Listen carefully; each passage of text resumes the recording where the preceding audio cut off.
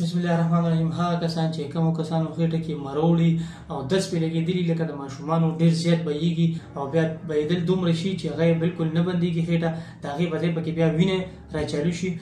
وینې نه ډېر زیات نقصان جوړېږي انسان ته. په ډک او دسماتې کې د انسان نه وینه ځي، د هغې ډېر زیات نقصانات دي چې بعضې ټایم ته انسان ته چې کوم دی د کورتو مسله جوړه شي یا د مثانې مسله جوړه شي، د غټه کولمه کې زخم پیدا شي، د هغې د وجې انسان نه وینې ځي ډېره زیاته، د دغې وجې نه د وینې هم ډېره زیات کمې کوي او د مخې بالکل تک زیات شي او د دانې به روخیږي بالکل د زیړې اصحاب باندې د مخې بالکل پمون شي، د غوړوالی د یو قسم کې ختم شي. نو دا ډېر زیات نقصان ورکوي انسان له، ډېر زیات یې کمزوري کوي، ورځ په ورځ به دې کمزوري کېږي. ظاهري په نوم باندې موږ تاسو له بهترین قسم کې کیپسول راوړي دي او دې سره جوړو بوټو موږ بهترین قسم کې کیپسول برابر کړي دي، هیڅ قسم ساید افیکټ او نقصان وغیرہ نشته د دې. دې سره به ستاسو خېټه نه سخته وي نه نرمه وي، دې سره به بالکل برابر وي انشاءالله. او چې خوراک به ستاسو زړه ته کېږي هغه به تاسو باندې خوراک په یو قسم کې به تاسو باندې بیا اثر کوي چې 100% اورګانیک، د دې هیڅ قسم ساید افیکټ او نقصان وغیرہ نشته. هغه کسانو چې کوم کسانو ته د خېټې د خرابېدو دا مسله ده یا د وینې ځي یا نور داسې څه قسم کې